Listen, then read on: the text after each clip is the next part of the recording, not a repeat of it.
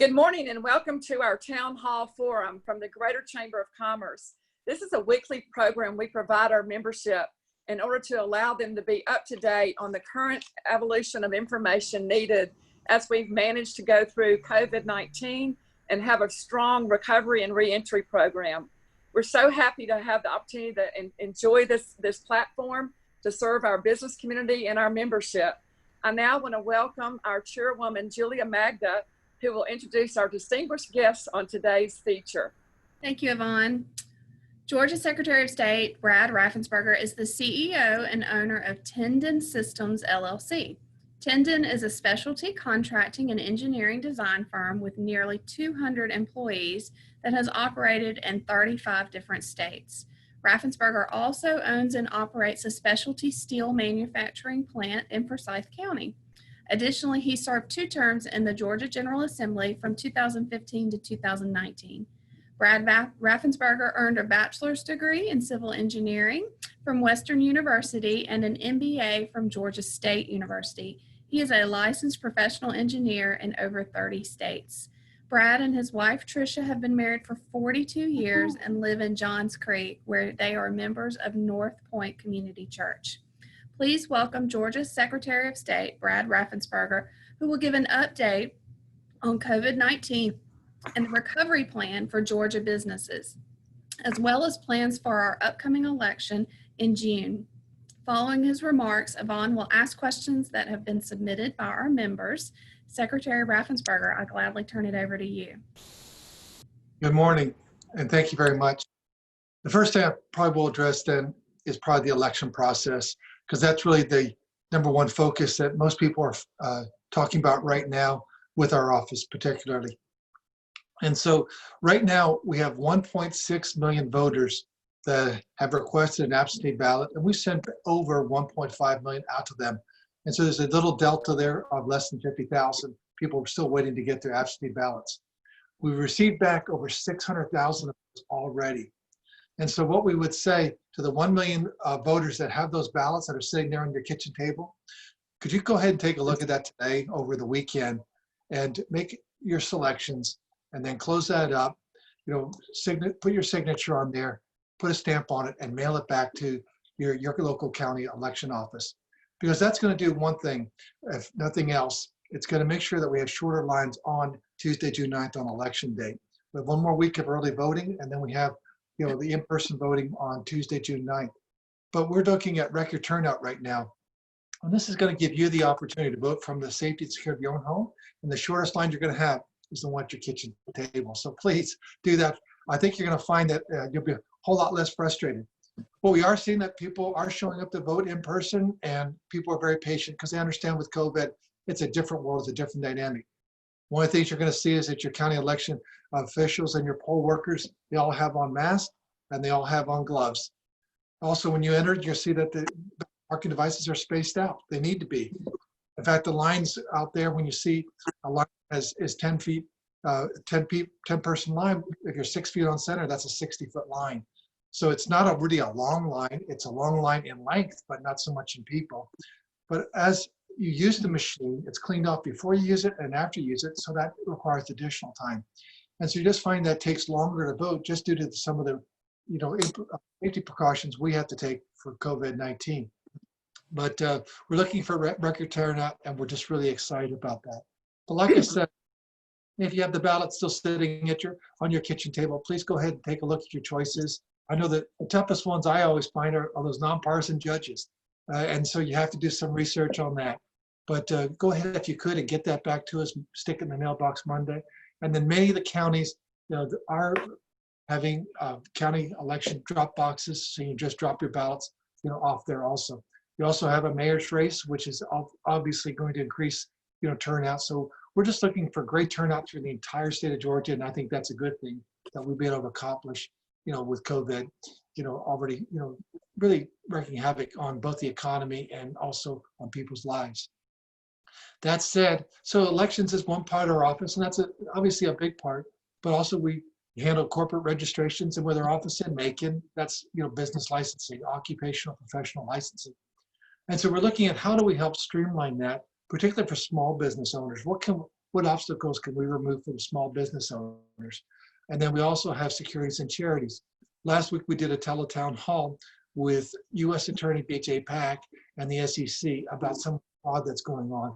And so we've been trying to warn people that there are some fraudsters out there that are looking at how to, take your money, come with some great, get rich quick scheme. If it sounds too good to be true, it probably is. But we're looking at what can we do to streamline corporations? What can we do to really reduce the barriers for our professional license holders so you can get back to running your business? I know in my own business, we have a manufacturing component. And one of the first things we did, I noticed we had it down at the Capitol. They had these little, guns that you could be about 6 feet away from people, and you could point it at someone's forehead and would read their temperature. So our HR person went out and bought that. And so that's what we were doing to monitor people's temperatures. Also gave our workers gloves and masks and spaced them out, and then staggered lunches and made sure our bathrooms were cleaned every hour in the hour. So CDC has given some guidelines. The governor's given guidelines on what do you do to make your work environment as healthy and safe as possible. Because many jobs, particularly if it has a manufacturing component or interfaces with the public, you have to really think about how do you do that, in a safe way. It's not just for your workers, but also for your people that show up to, if it's a retail establishment or restaurant, so that your customers feel comfortable, when they are visiting your establishment. Because we really need to, get business owners and, people that work in the business, back, because really no one wants to sit at home. People want to be productive, and people want to see Georgia, continue to move forward. So that's a brief overview where we are. I went through it pretty quick, but I know that you had some questions, and I'd love to answer those for you. Thank you so much, Secretary Raffensperger. We're, again, Macon is very interested in our re-entry, and lots of our companies are starting that process today, and especially on Monday. And I wanted to ask since we do have an election on the 9th, one of the questions from our members was what safety measures are in place to protect the voters, the poll workers, and election officials at the voting polls in Georgia? Are you convinced that all are in conformance and that the June 9th will be a streamlined approach? It's going to be as streamlined as possible. That much I know. It's just that all the poll workers, we send out over 33,000 masks to the poll workers that are reusable. They meet all the safety guidelines offered by CDC. We also got hand sanitizers and wipes. The sanitizing, we came from a company down in Albany, which is really a great, keeping some of the business here in Georgia. And then the mask came from someone in Gwinnett County. But when you show up, all of a sudden you're gonna see those red X's 6 feet, on center. So you will be in a line, spaced out. And then all the poll workers have on gloves, they have on masks. And then we also have styluses that we're using. Instead of you touching the ballot marking device with your hands, we wipe those styluses off and we clean them off before and after use. And so we're trying to make sure that it's as clean an environment. Everything is wiped down before you use it and after you use it. So it's as healthy and safe as possible. And so that's what we're doing when you show up. But that also then goes back to why it takes longer, and you just won't get the same throughput just because you have these, actual additional procedures that you have, health procedures you have to take. But we're really confident the counties have really stepped up. If you think about 159 counties, we've had issues with a couple of the larger population counties, but by and large, all the counties have done a great job. And that's just a great testament to your county election officials, really working hard with tremendous hurdles that they had to overcome. Both in Appling and McDuffie County, they had actually had COVID come into their offices, so they had to shut down those offices for a day or two as they disinfected and made sure that they can then, what do they do about staffing in the one case, and one of the other counties offered to help them, handle that. And so those are the kind of things that we'll be looking at, or could potential looking at. And that's why we are encouraging people, if they've asked for an absentee ballot, if you haven't received it yet, you will, because the backlog, has dissipated and they're all in the mail. They're coming out to you. You should have it this weekend or Monday at the latest. Well, that was related to the second question. There is a lot of interest in the absentee ballot voting process. Can you explain the absentee ballot procedures and how those will be conducted with the counting and the clarity of when they're due and how people should be turning that process around very exponentially. Well, when you receive your absentee ballot, you'll have all your selections, and many that, depending on your county, mine was a 2-page ballot, and so a lot of choices on that. But you'll look at your ballot, you go through all your selections.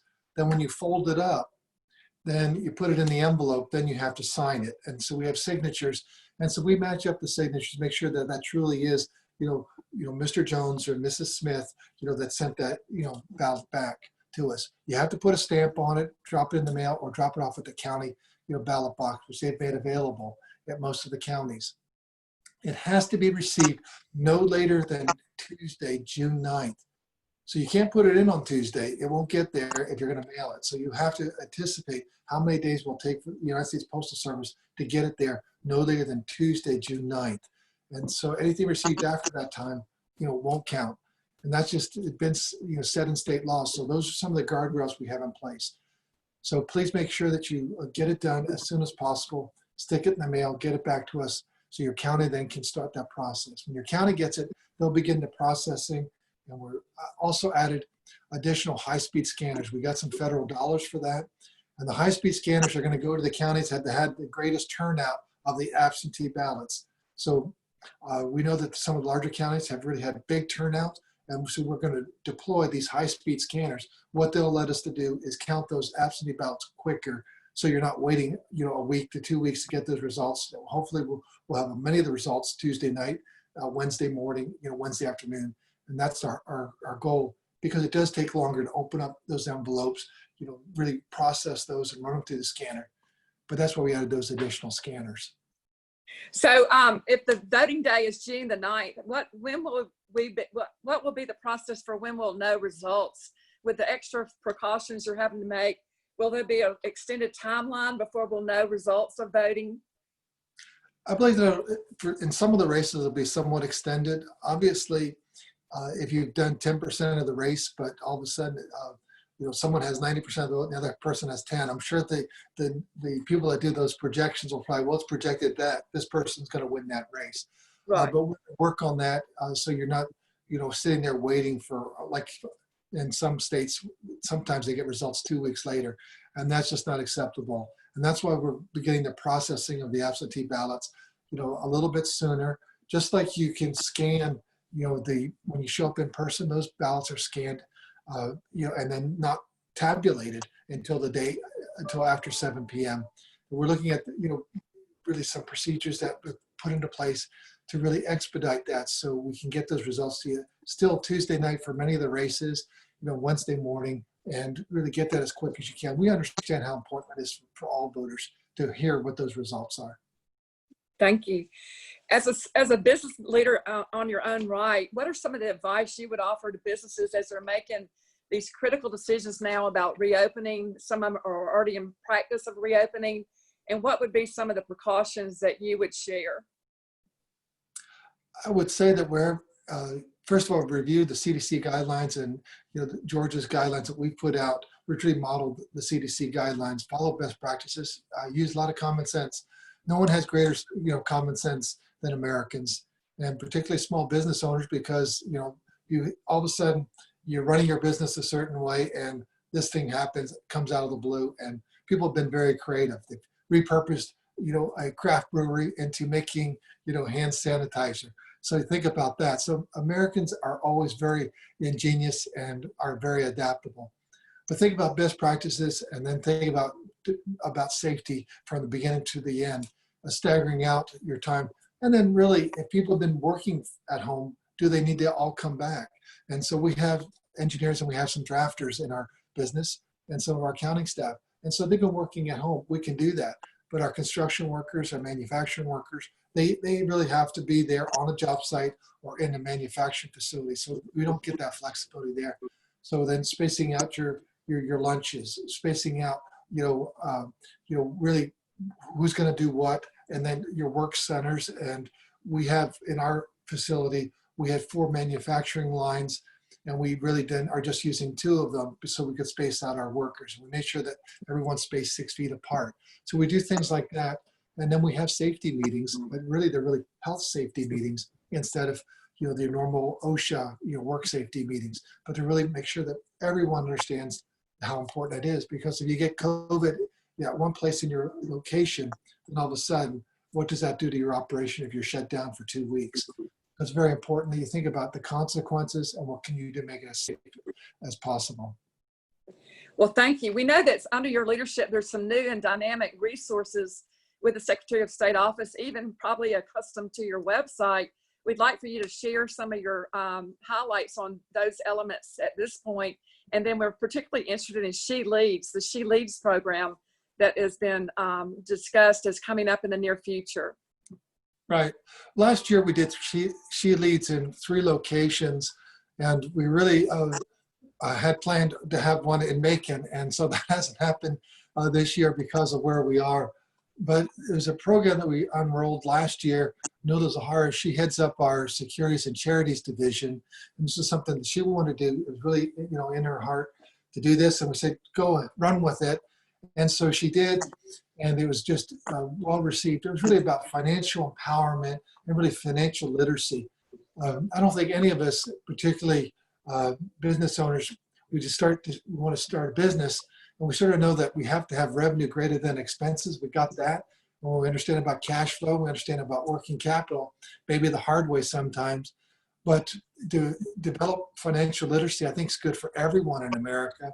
And so this was a portion of Georgia that we thought we could reach and connect with. And so we had some grant money, and we brought in some experts to speak on this. And so we've had some teletown halls. We'll be having additional ones on what does it look like to start a business? What do you need to have in place if you want to start a business? And then also, what does it look like about really salting some money away for your retirement, for those rainy days that you could have, or these unexpected health emergencies. And so I think all of us, if we knew that we're going to have COVID-19, we're probably saying could have, should have. I wish I would have had a bit more money put away, no matter what you have put away. But when COVID-19 hit, I wish you would have had a little bit more, because you just don't know how long is it going to last. And look where we are now. It's really starting to reopen business. And so we're excited about that program, and we'll be having some more information in teletown halls coming out, in the coming months. Well, thank you. We would love to be a location. That would be perfect for some of the outreach we're sharing with our members now as they're trying to reinvent their opportunity to be profitable and successful. And Secretary Raffensperger, we thank you so much for your time today. This concludes the core questions that we had from our membership. We know how busy your schedule is. We appreciate the way that our elected officials are reaching out, supporting all of the cities in the state, and helping the chambers become even more effective with delivering timely and resourceful information. We want our members to have a very safe reopening. We wish you the best of luck as you are reopening. The chamber is here to be a resource, continue to provide you with a platform of timely information. Please feel free to utilize our COVID resource page for all the updated information, and be sure to join us next Friday at 10 a.m. for the town hall with Speaker David Ralston. We look forward to hearing from the speaker, especially as the House of Representatives go back to session in June and conclude their 2020 session. So we thank you again. Have a great weekend, and we look forward to seeing you next week. Thank you. Thank you.